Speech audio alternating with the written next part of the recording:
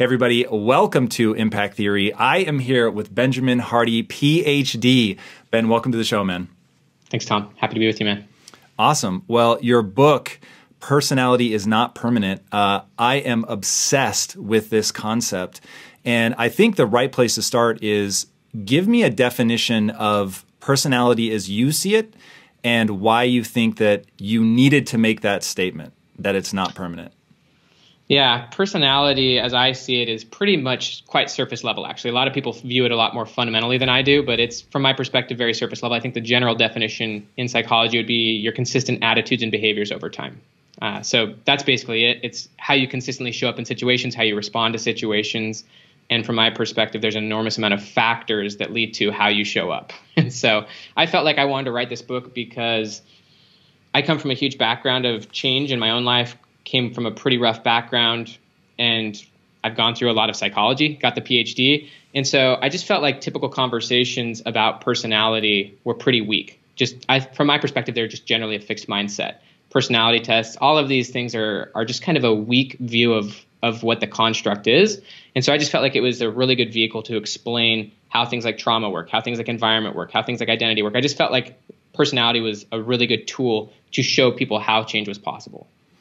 So when you talk about the amount of time that goes into writing a book and you think, okay, this is going to be something that is certainly very important to this person, and obviously you think that it brings value to the world, what is it that makes people feel trapped in their identity? Why is it so easy for people to grow up thinking that identity or personality is this fixed thing that solidifies?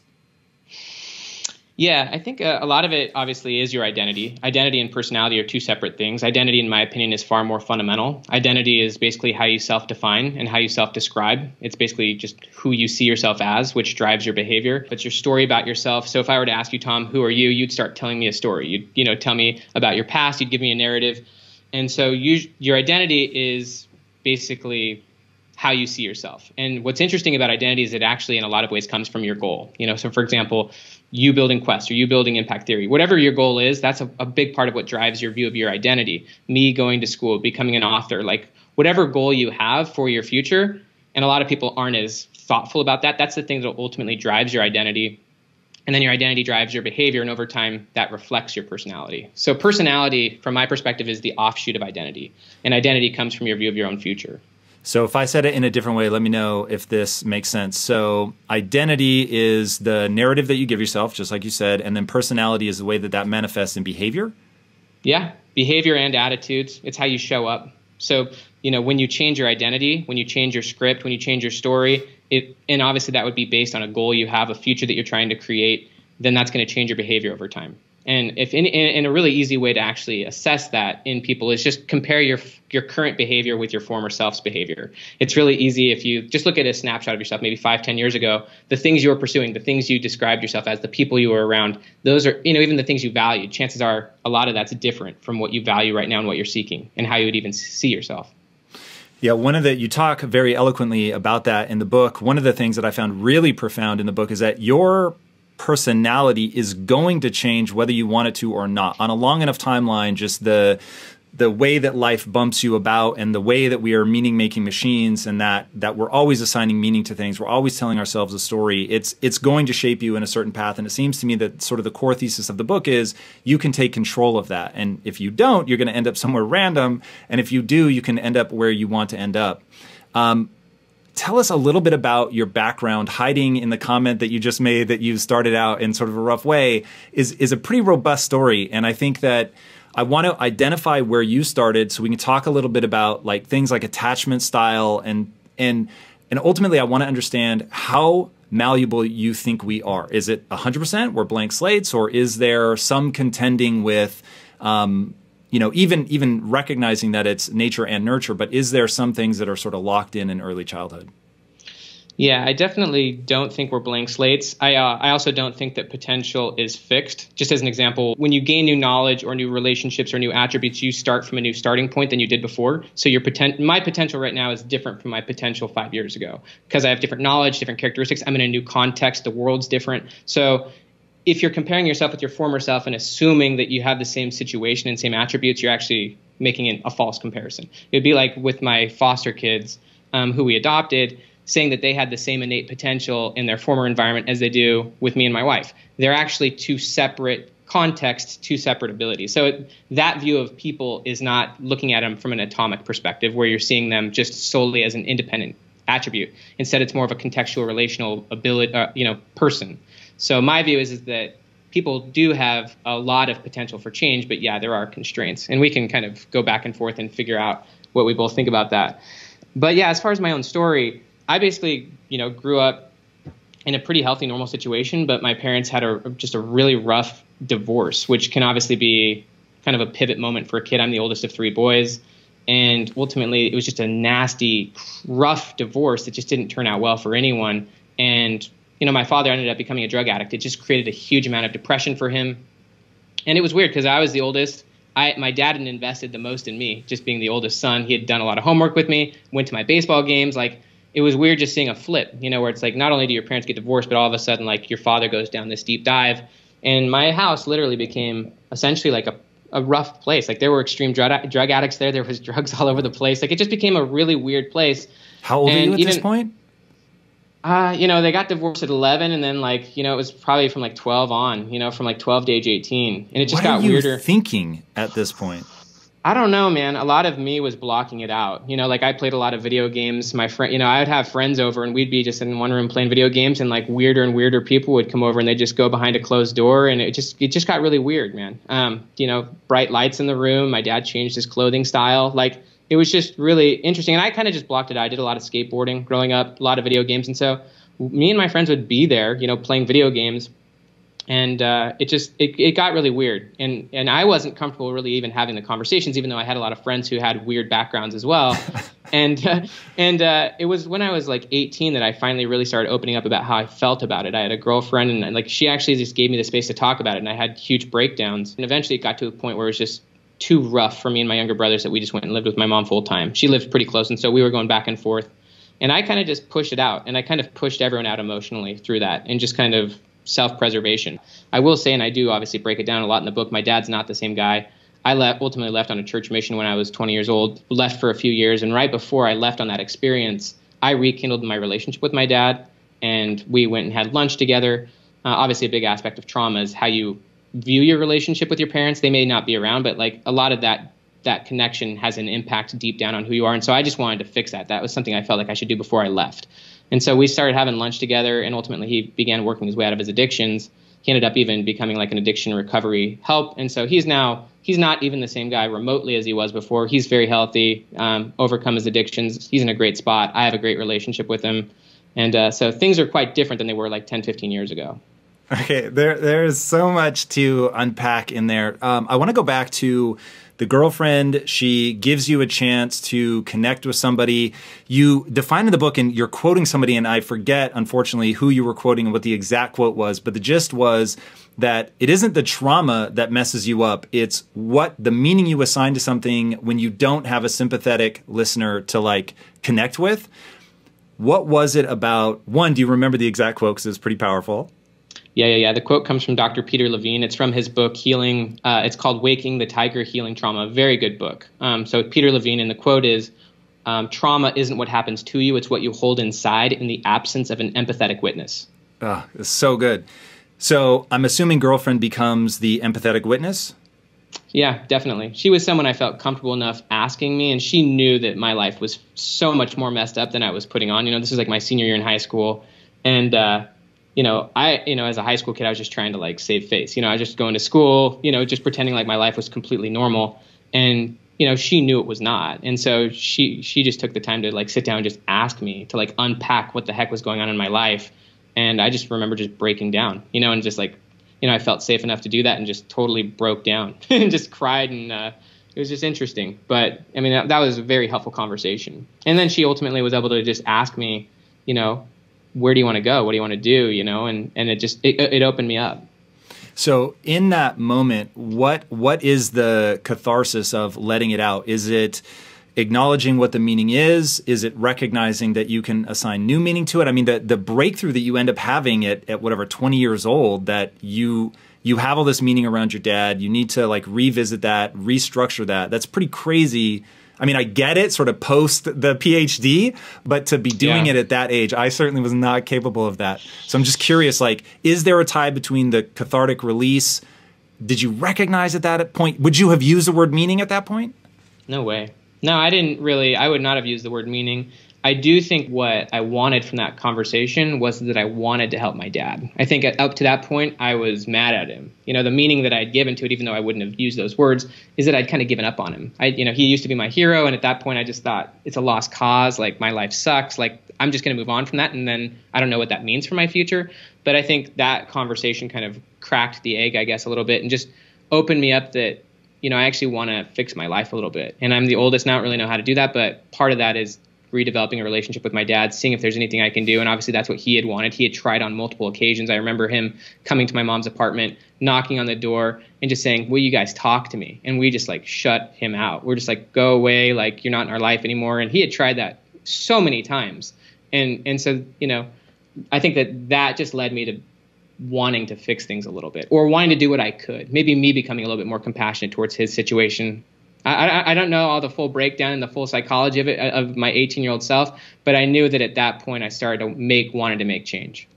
And so when you decide you want to make change in your life, I assume you quickly identify that there's something in the relationship with dad that needs to be addressed. Now looking back on it with the sort of psychological understanding of trauma, how trauma shapes us, how you talk about in the book how we can actually, quote unquote, change our past, which is one of the more fascinating concepts in the book. So looking back now with your knowledge and understanding now, what were you doing there that ended up being healing? And was it healing for just you? Did it help your dad? Yeah, it definitely helped my dad. I mean, he was, you know, in large part defined by his failure as a father, you know, and so he was down in the dumps, you know, and so the fact that I was reaching out to him, asking for his advice, you know, just the fact that I was reaching out to him, I think gave him more impetus to like really rethink his life, start getting help. And so it was huge for him. And also I was genuinely like, you know, seeking his advice. I was trying to make life decisions, thinking about what I should do and where I should go. And he was, you know, ultimately giving me advice. And as a father, I think that's what he wanted to do, was he wanted to like weigh in on my future and stuff like that. So it was, you know, it was big, but I think a big part of it is that where I was at, and I think that this has a lot to do with trauma and also identity, is I had kind of given up on my future. I think that trauma is pretty misunderstood. Most people think that trauma is just so focused on the past. In my opinion, it's what actually trauma does to your future. Because from my perspective, your view of your own future is the greatest determinant in who you are. You know, your view of your future is what impacts you, but a lot of the research on trauma shows that it shatters your imagination towards your future and your hope in that future. And so I think that's the crucial thing. And so when I began kind of moving forward, I began to rethink my future and start to actually commit back to the idea that I could have a future. And so that's what ultimately led me to having those types of conversations and even being willing to go through that awkwardness or going through that change process, is because I now saw a future that I actually was like, I want this. I believe that I can actually be something more. And so that led to ultimately more positive behaviors. So trauma is an idea that runs pretty effectively through the book. You deal with what I consider one of the most, like if you were to say, hey, design the perfect event to destroy an adult human being, I would say the death of your child that you blame yourself for. And in the book, you give one such case. Dude, it like really was a gut punch for me, just as a guy reading it. I can only imagine. So talk to me about trauma and how we integrate it. I don't remember you using that word in the book, but like, what do you do with trauma? Like, how do people really move beyond that?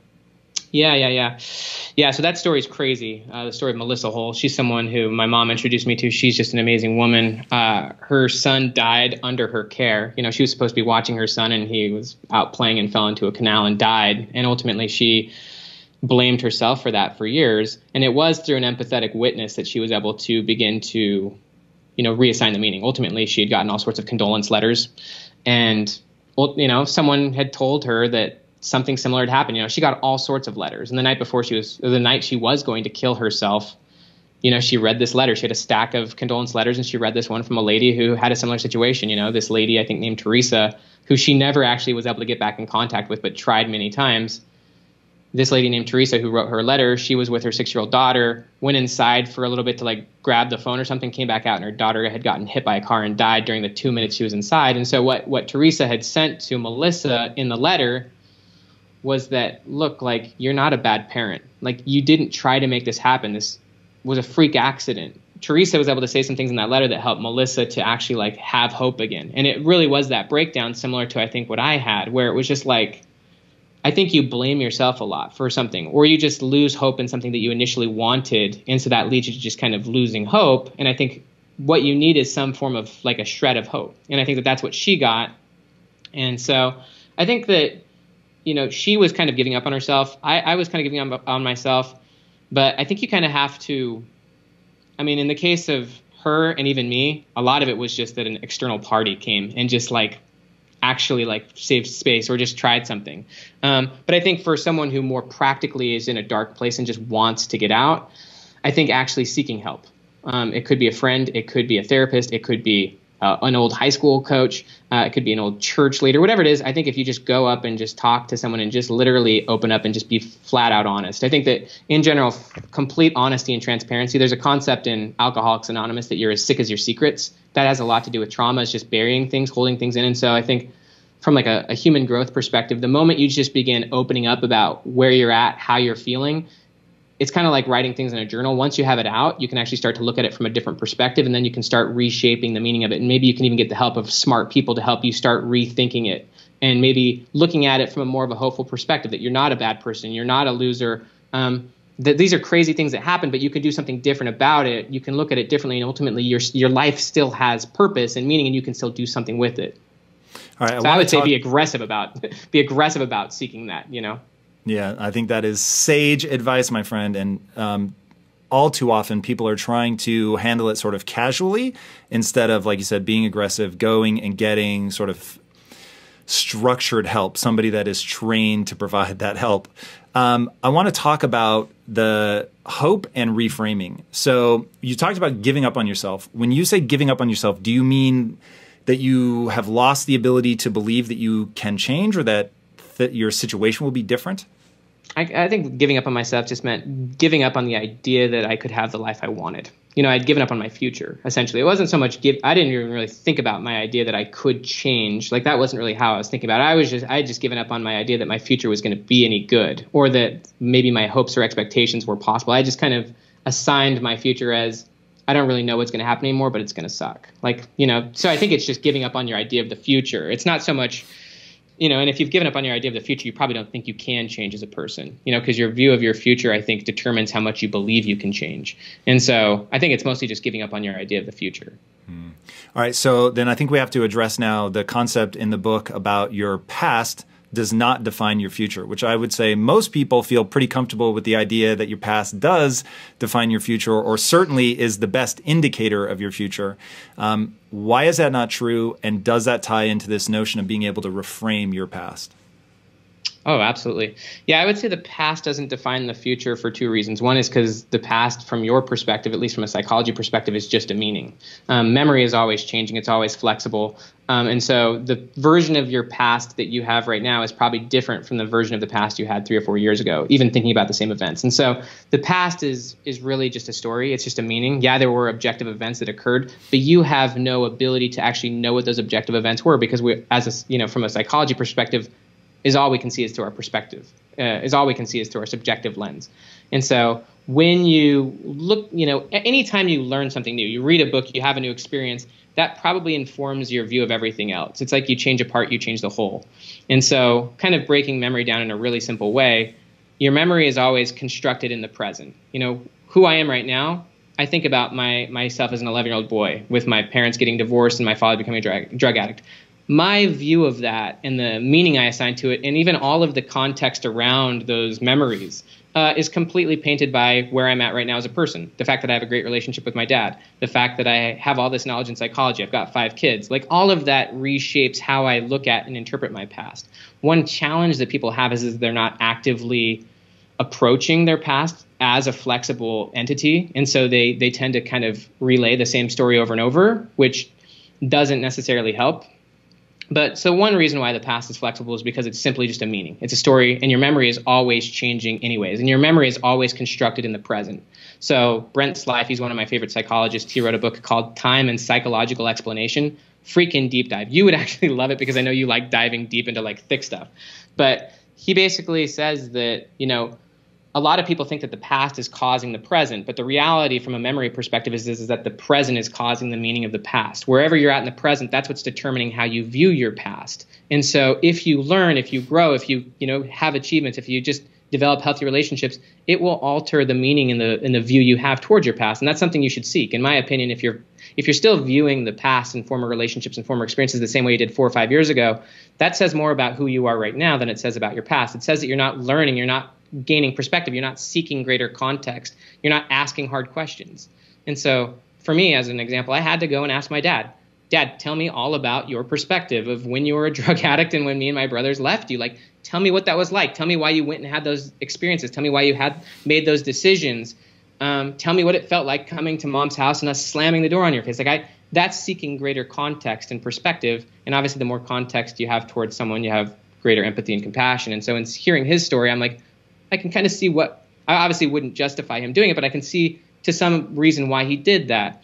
So that's one reason why the past is flexible, and we can obviously go into the mechanics of how to do that. But the second reason is because the past isn't what ultimately drives you. It is your future, and that's really where the psychology is going. That's what your vision of the future.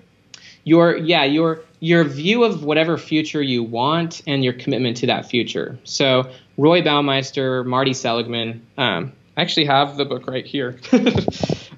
This is a brand new textbook that just came out by Roy Baumeister, Marty Seligman, etc.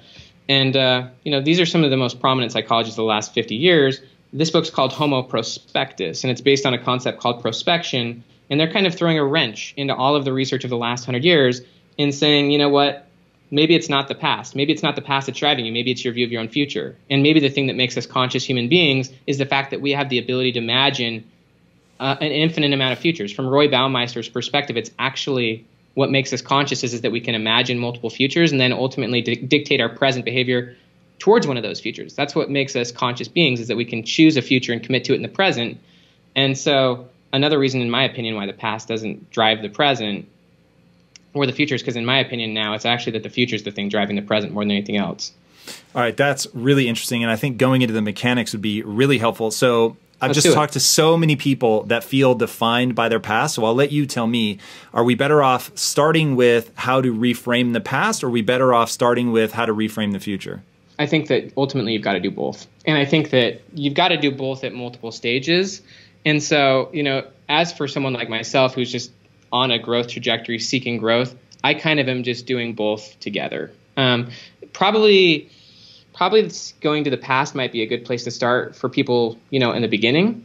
And honestly, it's a good place to start at any time. One thing you talk about in the book was a story of a woman who had had a difficult past, and as part of reconciling with that or integrating it, reframing it, whatever the right word is, was she would revisit this difficult time in moods of sort of jubilation. So if things were going well and she felt confident and, let's say she was around friends and she felt secure and understood, she would then retell that story, revisit that. And I thought there was something really interesting about using the neurochemistry that you're in to repaint the emotional feeling that you have in the past. And, from what I know about memory, and you probably know a lot more, but you reach in, you pull it out, you have it in working memory now. You can think about it, talk about it, recant it.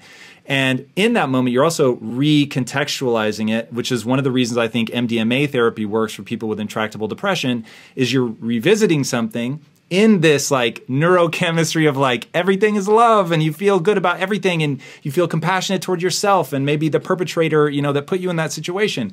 And then when you put that memory back, it now has that new patina of that feeling on it. Yeah, that story was actually my wife. Oh, really? My wife had been in a very abusive marriage before we got married, and she ultimately, learned that you shouldn't talk about your trauma unless you've fully overcome it in a bad state. You want to be in a peaceful place. But there's a lot of research as well behind the idea that, so there's the whole idea of beta state, alpha state, stuff like that. An alpha state's more of a peaceful, creative state, whereas beta is like the stress state you're in. And usually a trauma is created in a stress state where like I guess you could say the emotion that's tagged to the memory is stressful. And so whenever you think of that memory, all of a sudden you recreate a stress state in your body right now. And so, yeah, I think a part of that's when you're in a more of a peaceful environment or having a good experience and you're in a safe spot where you can feel like you can talk about that, then you can integrate aspects of your current context into your former memory, which is like, you've got now the new people. If you're in a great environment and you're talking to people, they then become an aspect of that memory because now you've talked to it through them. You've now ultimately reassigned the meaning, and now you've kind of retagged the emotion to it as maybe more of an alpha or of a peaceful emotion. Yeah, that to me is super interesting, and just the concept of taking control of this whole process.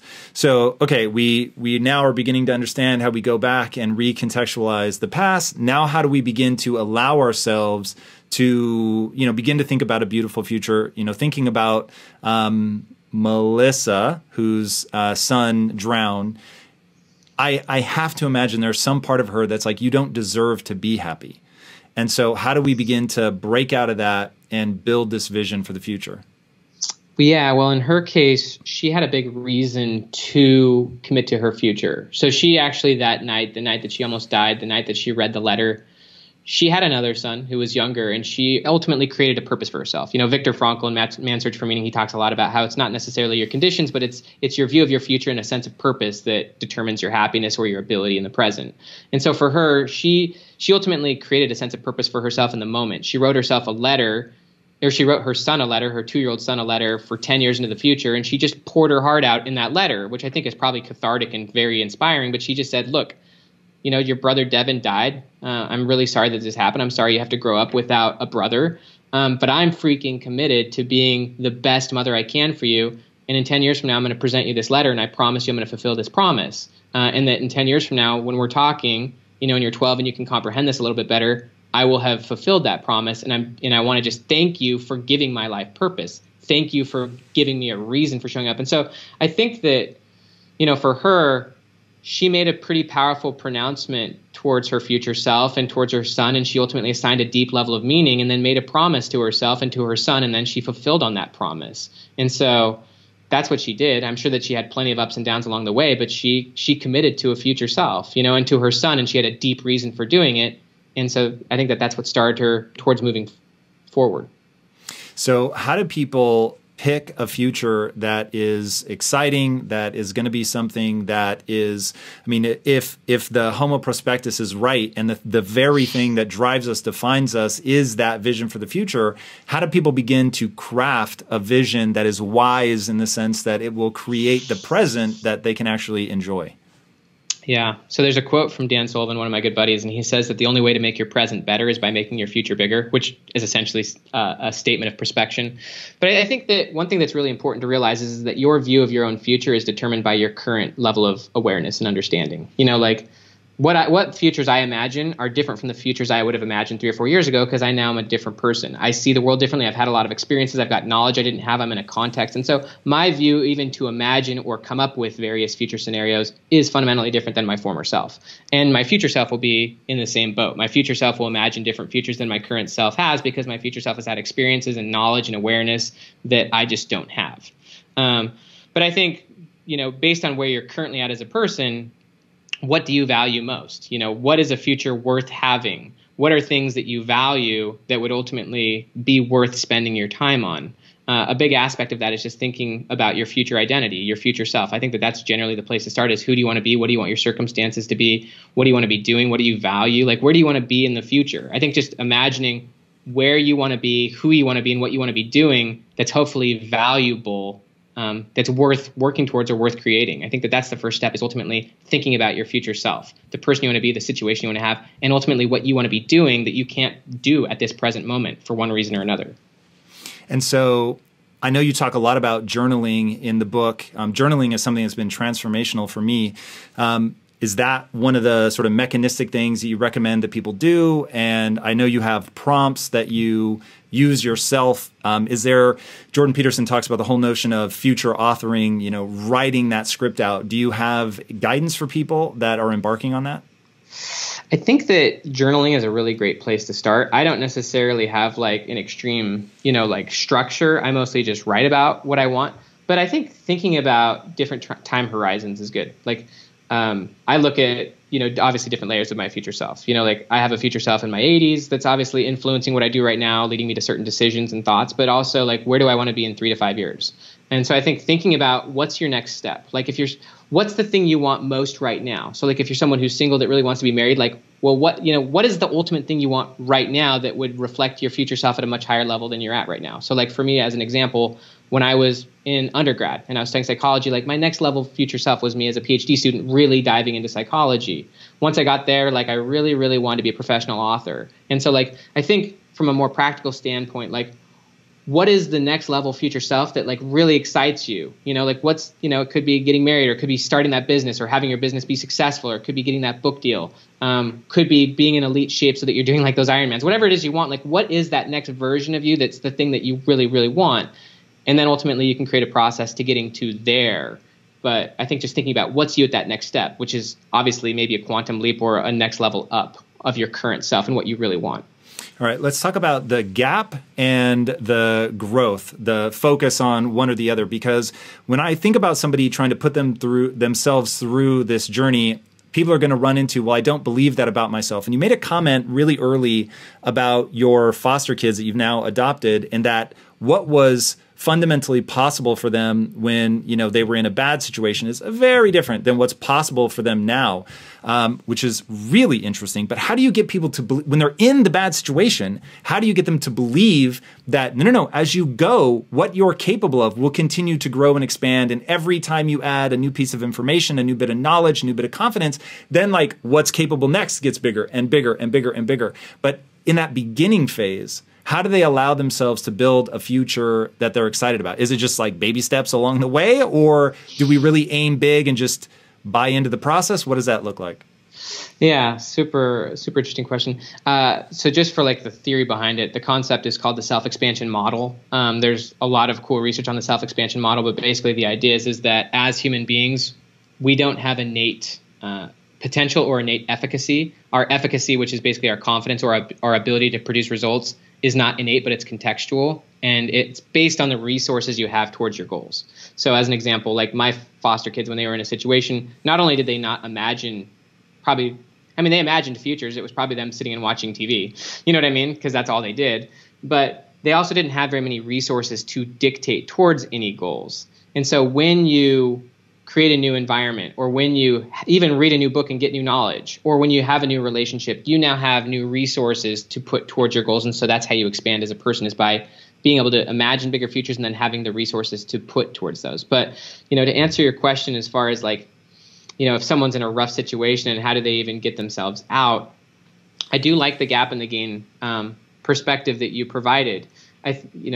I'm just quoting your book. I don't want any credit for this. This is your magic. I love the concept, and so I'll tell the truth. I stole that idea as well from Dan Sullivan. Dan Sullivan is he's the coach who has all these really cool ideas that I learned. But the gap and the gain is basically an idea that if you're always measuring yourself against your ideal, you're always going to feel this gap between you and where whatever your ideal is, and that's going to make you feel unhappy. Whereas if you measure yourself against your former self, where you were before, you'll see progress. There's a quote from Ernest Hemingway. And Ernest Hemingway, the author, the novelist, said that nobility is not about being superior to your fellow man. True nobility is about being superior to your former self. So as an example, I have some really good friends of mine.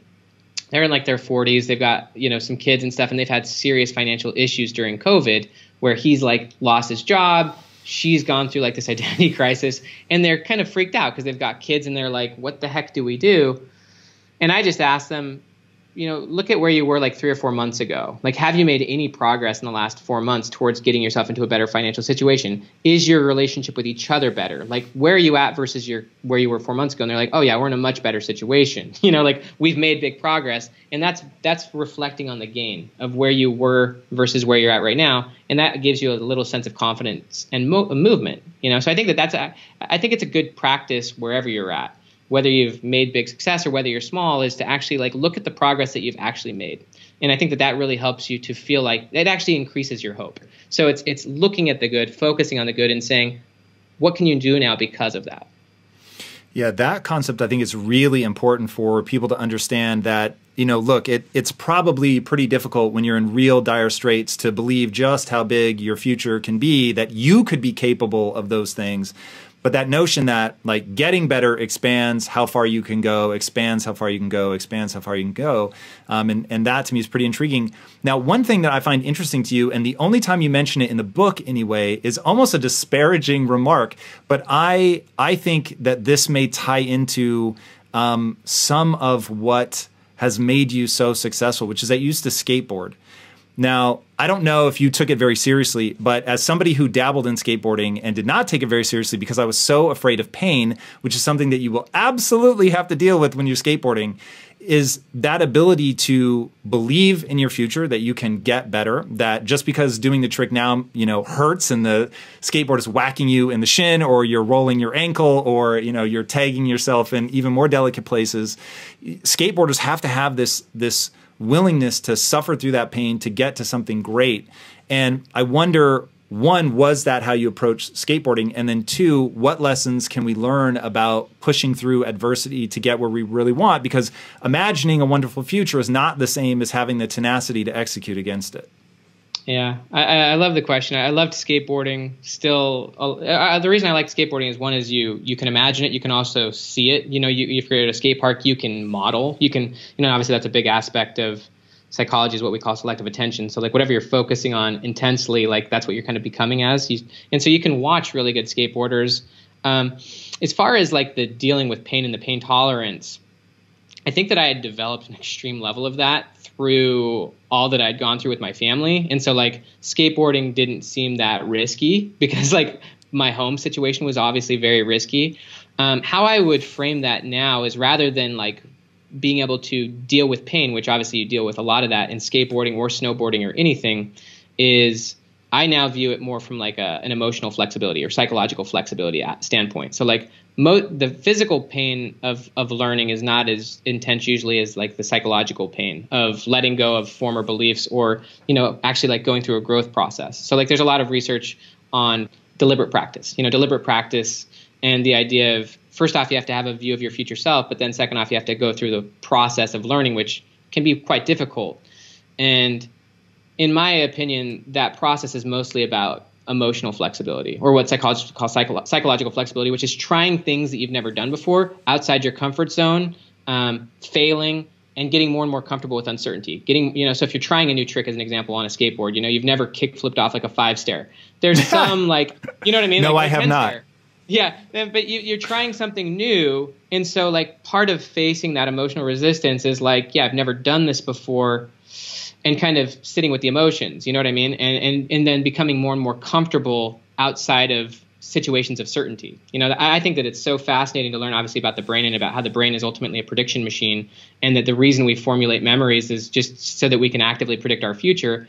And the brain goes into kind of crazy mode whenever you're in a situation where you can't actively predict your future. So if you're trying something new on a skateboard, you've never done it before, you're going to get all sorts of emotional floods of like, what if, then you're going to obviously go into the state where you're like amplifying the potential failure, it's that whole loss aversion thing where we amplify the potential downsides of what could happen, or the potential consequences, by like five times.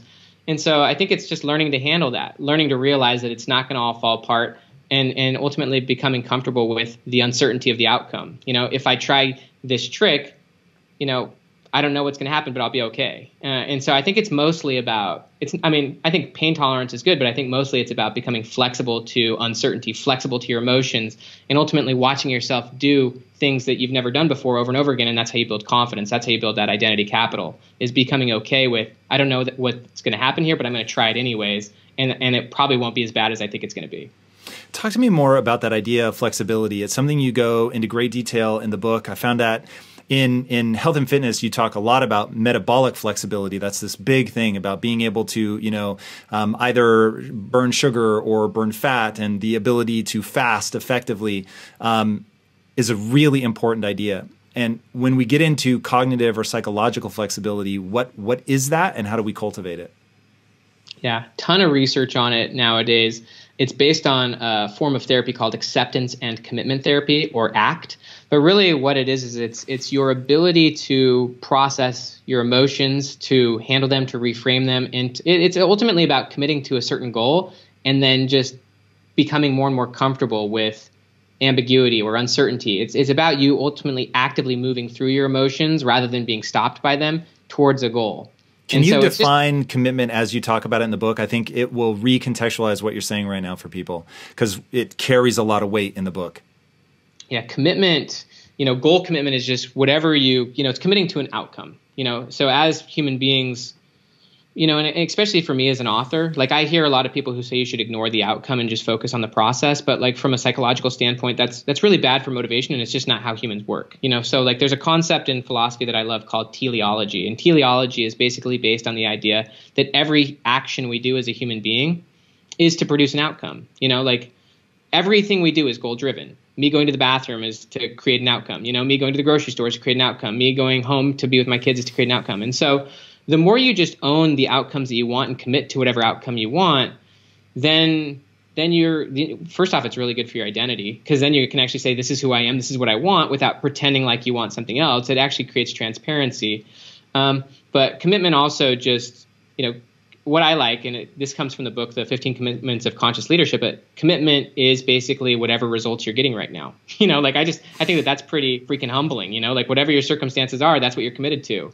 And if you really want something different, then you're going to actually have to fundamentally change what you're doing and who you are to have that. And so I think commitment is kind of the jumping point from courage. However committed you are to something, that's how courageous you could be. And however courageous you can be, that's what ultimately leads you to developing flexibility, developing competencies, trying things you've never done. And that's how confidence is built.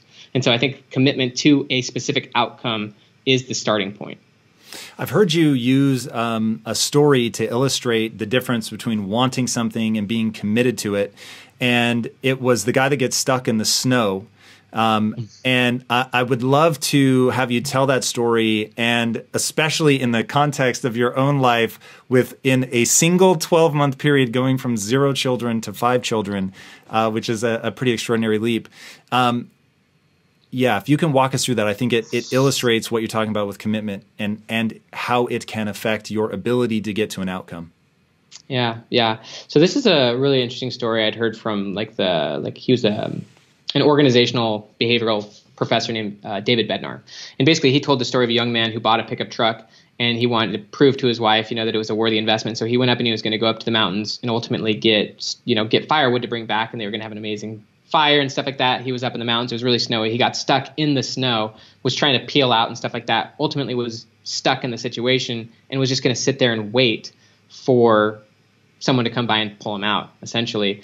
And people weren't coming, so he got out and he just ultimately started cutting firewood, threw it all into the back of the truck, and hours went by. The truck was completely filled with firewood. It was getting dark, getting cold. I think that this story occurred like in the 70s, and so this was like before cell phones and stuff like that. And so he was just out there in the mountains. It was getting dark, and so he got in his car, turned it on, and tried to pull out. And to his utter surprise, because of the weight of the wood, he was able to get traction and pull himself out. And so Bednar's explanation is that he needed that load. He needed the weight to ultimately give him the traction to move forward. And without that weight, he didn't have traction. He was spinning out. And so I've kind of used that analogy for myself. Like basically when I got home from like that mission experience, that was in 2010. I was 22 years old. I, at that point, had already decided in my mind that I wanted to be a writer, but I didn't actually know what that meant. And so, 5 years went by. A lot of time went by, and I didn't really take that much action on my future self. And once we became foster parents, when I was at Clemson doing my PhD, all of a sudden I felt this huge weight of responsibility on me. Like now all of a sudden we had these 3 kids, and I knew that my time was going to zip by.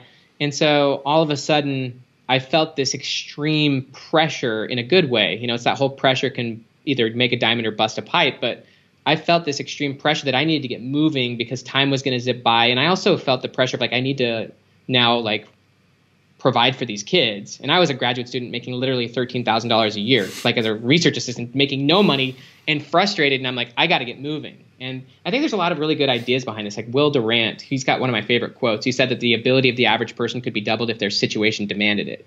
And there's a lot of philosophy behind the idea that it's not really it's demand that creates like resources, you know. And so I felt demanded to do it, and so I just freaking stepped up and moved forward. And actually, in psychology, they call that the Pygmalion effect, just that you're either rising or falling to the demands of your situation. And so I felt that pressure, and I want that. You know, I actually seek to put that pressure on myself as a forcing function. I put myself in situations where I feel like I have to rise up.